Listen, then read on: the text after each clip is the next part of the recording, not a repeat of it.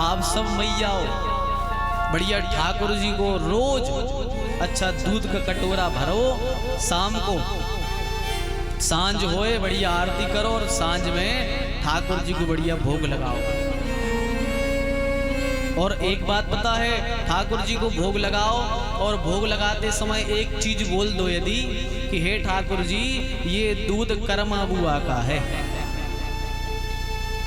हे ठाकुर जी ये कर्मा बुआ का दूध है, इसको आप स्वीकार कर लो। ये कर्मा बुआ आपको भोग लगा रही है। कर्मा बुआ के नाम से ठाकुर जी बहुत जल्दी प्रसादी स्वीकार कर लेते हैं। ये है कर्मा बुआ का प्रभाव। कर्मा बुआ को जानते हैं आप सब?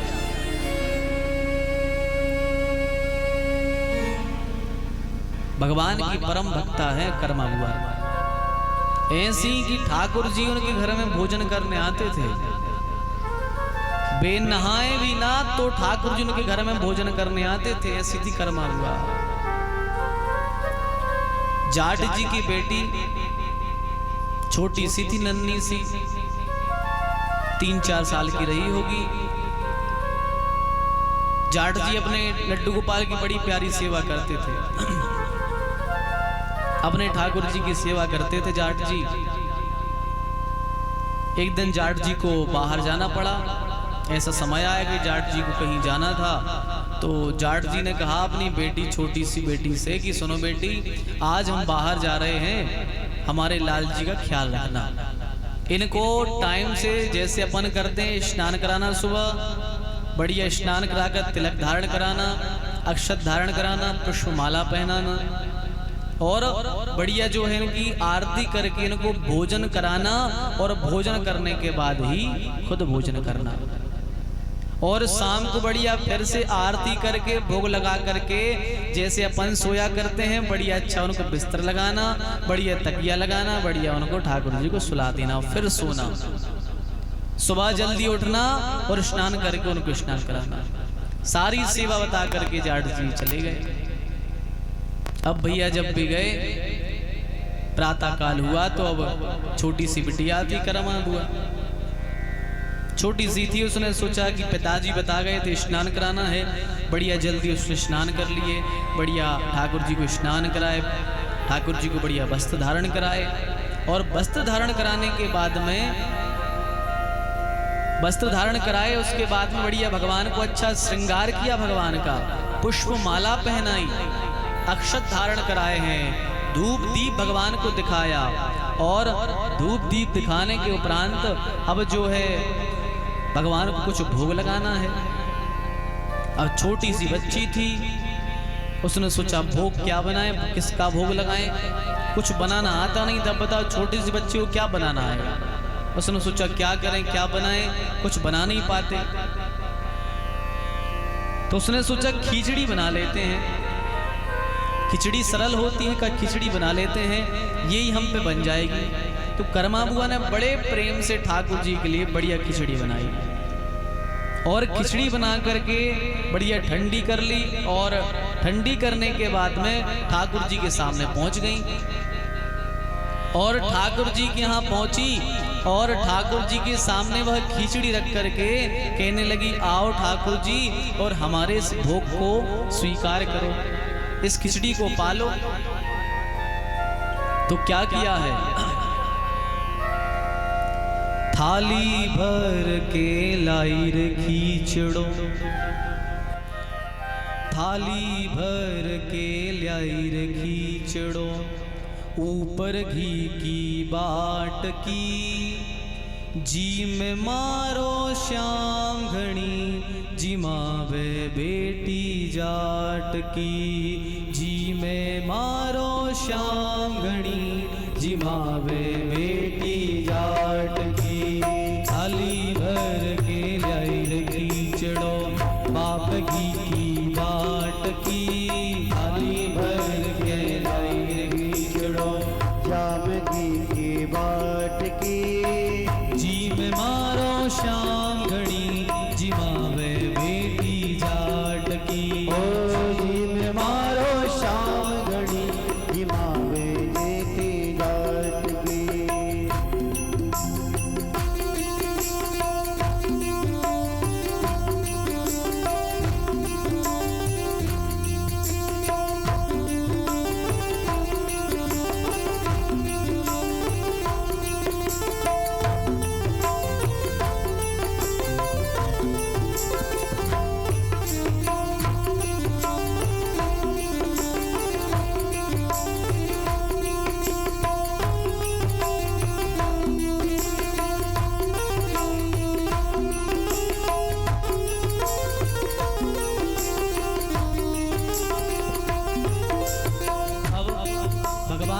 सामने बैठ गई, खिचड़ी रख ली थाल में और भगवान से कह रही खाओ प्रभु पाओ। अब ठाकुर जी ऐसे थोड़ी पाते हैं, अपन भी भोग लगाते, ठाकुर जी ऐसे थोड़ी पाते कि आके वो खाएंगे, ऐसा तो होता नहीं। लेकिन अब उसने सोचा, वो छोटी सी बच्ची थी, उसने सोचा कि भगवान आते होंगे और जैसे हम खाते हैं ऐसे ही खाते होंगे। अब वो बार बार कहे आओ प्रभु आओ गोपाल पाओ, क्यों नहीं पा रहे, पाओ प्रभु, पर ठाकुर जी ना आए। तो कहती है बाबा मारो गाँव गयो है, ना जाने कब आवे गो। बाबा मारो गाँव गयो है, ना जाने कब आवे गो। बाबा मारो गाँव गयो है, ना जाने कब आवे गो। बाबा मारो गाँव गयो है, ना जाने कब आवे गो। कहती है गोपाल जी अरे हमने जैसी खिचड़ी बनाई है, अरे रूखी सूखी बनाई है, खा लो। क्यों? क्योंकि हमारे बाबा है नहीं, उनके भरोसे ना बैठना कि सोचो कि बाबा आएंगे वो खिलाएंगे, वो नहीं है घर में। वो तो बाबा मारो देश गए हो है, वे तो बाहर गए हैं और पता नहीं कब तक नहीं आएंगे, इसलिए प्रभु उनके भरोसे ना बैठो। क्यों? बाबा मारो गाँव गयो है, ना जाने कब आवे गो। बाबा मारो गाँव गयो है, ना जाने कब आवे गो। के भरोसे बैठे रहो तो भूखो ही रह जावे गो। अरे ओ के भरोसे बैठ रहो तो भूखो ही मर जावे गो। कह रही है बाबा के भरोसे बैठोगे तो भूखे ही रह जाओगे, इसलिए प्रभु आज जिमाऊं तने खींचड़ो। प्रभु अरे हम पे बनाते बनता नहीं है, आज खिचड़ी बनाई है सो खा लो, कल हम सीख लेंगे, कल रबड़ी बनाएंगे बढ़िया। आज खिचड़ी जैसी जैसी बनी खा लो, कल रबड़ी बनाएंगे, उसको खाने ना। तो आज बनाऊं तने खिचड़ो, काल रबड़ी छाछ की, जी में मारो शाम घड़ी, जिमा में बेटी जात की। ओ थाली भर के लायो खिचड़ो, जाम की बाट की, जीव मारो शाम घड़ी, जीवा में बेटी जाट की। जी में मारो शाम घड़ी, जिमा में बेटी जाट की। ओ जीव मारो शाम घड़ी, जीवा में बेटी जाट की।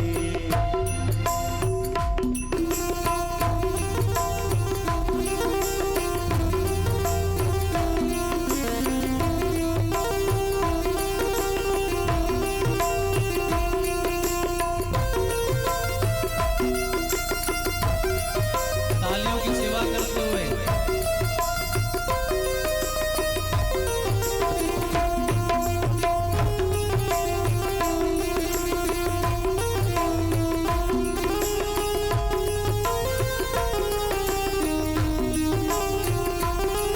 और क्या करती है, देखो अपन कर्मा बुआ जैसे नहीं बन सकते, इतनी भक्ति नहीं कर सकते, तो कम से कम उनके भजन में ताली की सेवा ही कर लो, इतना तो कर ही सकते हैं।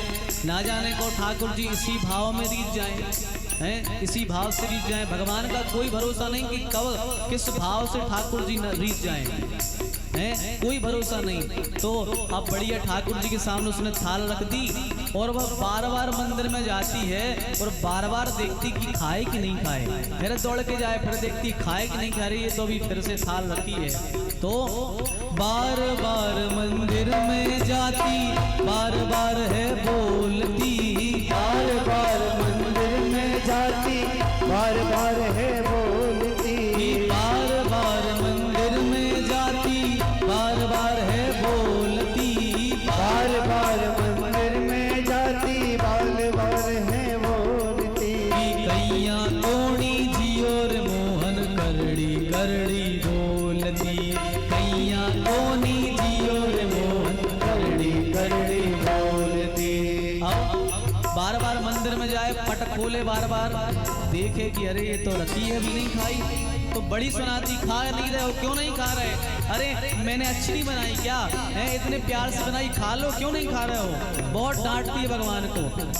तो कहती है कि यदि प्रभु आप नहीं खाओगे आप नहीं खाओगे तो हम भी नहीं खाएंगे, आप नहीं खाओगे तो हम भी नहीं खाएंगे। तो कहती है बार बार मंदिर में जाती, बार बार है बोलती, बार बार मंदिर में जाती, बार बार बोलती। कैया कोणी जी और मोहन करड़ी करड़ी बोलती, कैया कोणी जी और मोहन करड़ी करड़ी बोलती। तू जीवे जद में भी जीवो, अरे तू जीवे जद में भी जीवो, मानो न कोई लाट की, जी में मारो शाम घड़ी, जी मावे बेटी जाट की। वो थाली भर के लायो खिचड़ो, राम जी की बाट की, जीव मारो शाम घड़ी, जीवा में बेटी जाट की।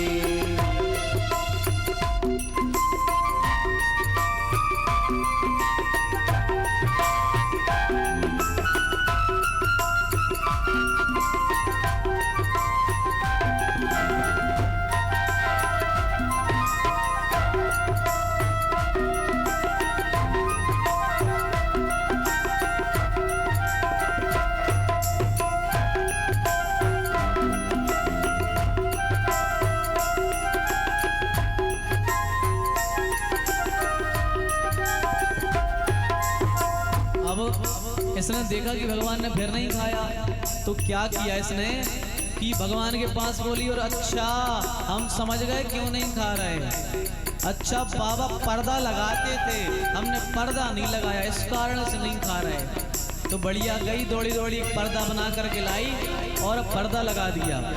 और पर्दो भूल गई सावलियों, पर्दो फिर लगायो जी, पर्दो भूल गयो सावरिया, पर्दो फिर लगाओ जी। पर्दो भूल गई सावरिया, पर्दो फिर लगायो जी, पर्दो भूल गयो सावरिया, पर्दो फिर लगायो जी।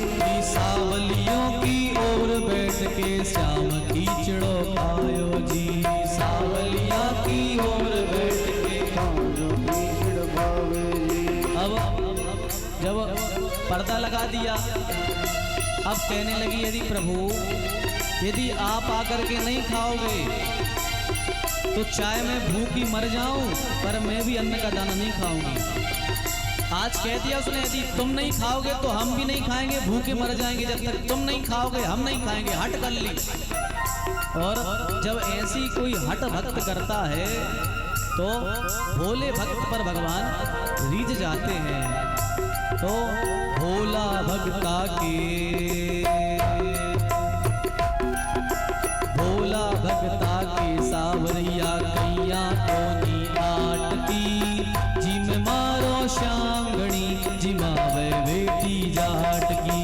थाली भर के लाल खिचड़ो जामेगी बाट की, जीव मारो शाम घड़ी जीवा में बेटी जाट की।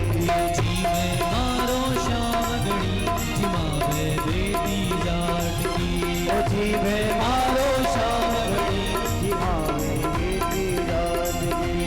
जीव मारो श्याम गणी जिमावे बेटी जाट की, जीव मारो श्याम घड़ी जीवा में बेटी जाट की। भोला भगता के सावरिया, अरे मूर्ति बोले काठ की, जी में मारो श्याम घड़ी जिमावे बेटी जाट की। यदि भक्त ऐसा भोला हो जाए भैया तो भोला भगता के खातिर मूर्ति बोले काठ की। अरे यदि भक्त के भाव बन जाए तो लकड़ी की मूर्ति भी बोल पड़े। आज जब ऐसे भक्त को भगवान ने देखा तो ठाकुर जी आए और आकर के ठाकुर जी अपने हाथ से खिचड़ी खाने लगे। अपने हाथ से ठाकुर जी भोग लगा रहे। उसने जैसे ही पर्दे में देखा कि अरे कोई चप चप की आवाज आ रही है, उसने पर्दा खोल करके देखा तो क्या देख रही है, बड़े छोटे से नन्हे से ठाकुर जी अलमारी में बैठे हैं और बढ़िया जल्दी जल्दी घीर रगड़ी रबड़ी पर खाने लगे खिचड़ी। बड़े प्रेम से ठाकुर जी खिचड़ी खा रहे हैं। अब तो भैया रोज वह प्यारे हाथों से खिचड़ी बनाती, रोज ठाकुर जी आ करके खिचड़ी खाया करते, रोज भगवान आते और खिचड़ी खाते थे। जब कुछ दिन बाद जब बाबा लौट करके आ गए बाबा, तो बाबा ने देखा कि कर्मा बड़ी पतली हो गई, दुबली पड़ गई है। तो बाबा ने कहा जाट जी ने, क्यों बेटी तुम बड़ी पतली सी पड़ गई, तुमने कुछ खाया पिया नहीं क्या इतने दिनों में? तो कर्मा बाई बोलेंगी पिताजी अरे आपके ठाकुर जी कुछ छोड़े तब तो हम खाएं, कुछ ये छोड़ते ही नहीं है, जितना इनको भोग लगाओ ये सब खा जाते हैं, हमें कुछ छोड़ते ही नहीं। अब नहीं छोड़ते तो हम ये हालत हो गई आज। अब जब जाट जी ने सुना तो उनको लगा कि मजाक कर रही होगी।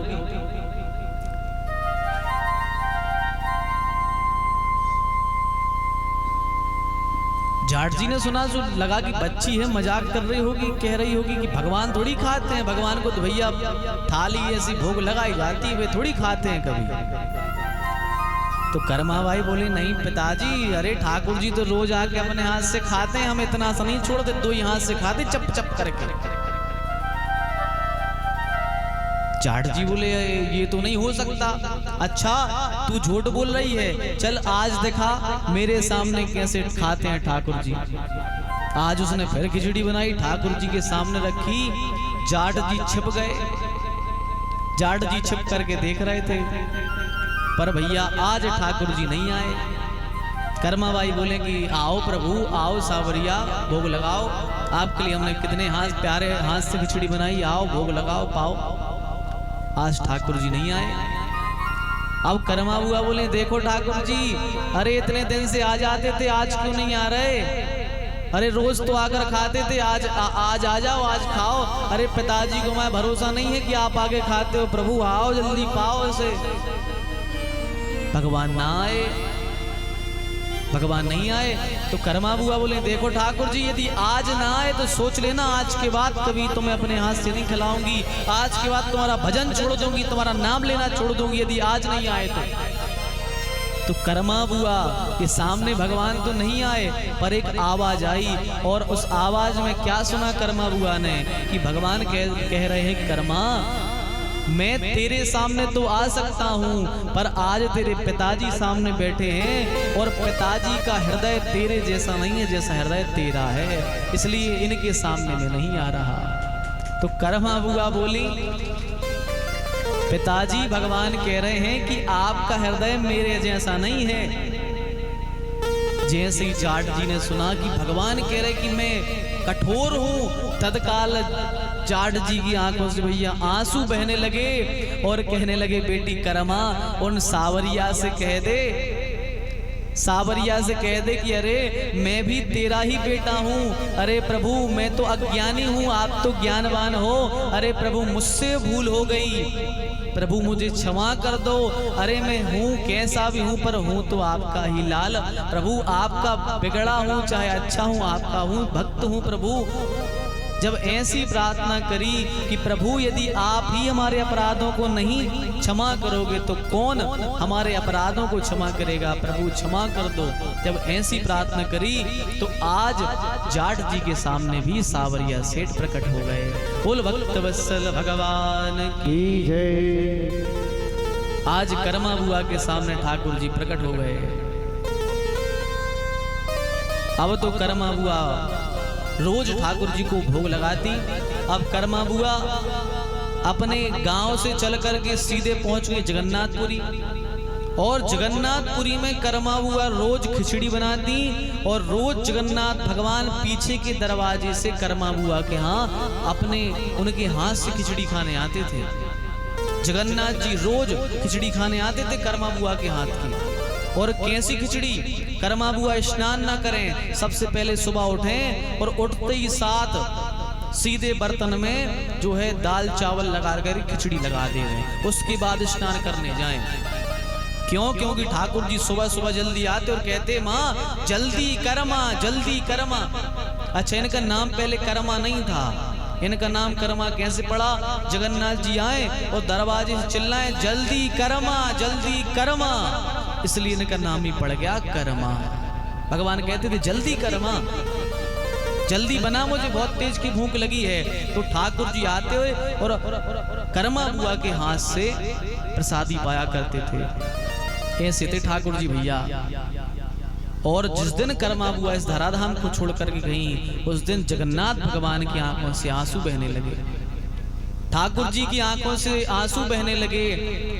किसी ने कहा प्रभु रो क्यों रहे हो? अरे वो तो आपके धाम को चली गई, आपके धाम को गई है। तो भगवान कहते हैं भैया मैं इसलिए नहीं रो रहा, मैं इसलिए रो रहा हूँ कि कल से मुझे कर्मा बुआ जैसा प्रसादी कौन पवाएगा, मुझे कौन खिलाएगा, जैसे प्रेम से वो खिलाती थी मुझे कौन खिलाएगा। इसलिए भगवान बहुत रोए। इसलिए आप सब माताओं से निवेदन है कि आप सब कर्मा बुआ बन करके ठाकुर जी को भोग लगाया करो। ठाकुर जी निश्चित आकर के आपके हाथ का भोग स्वीकार करेंगे, निश्चित स्वीकार करेंगे। कर्मा बुआ के नाम से आज भी जगन्नाथपुरी में प्रथम भोग लगता है। जगन्नाथपुरी में जो प्रसाद भोग लगता है उसमें कहा जाता है कि प्रभु ये खिचड़ी कर्मा बुआ की है, प्रभु कर्मा बुआ ने बनाई है, उनके नाम से भोग लगता है। तो ठाकुर जी उस खिचड़ी को स्वीकार कर लेते हैं।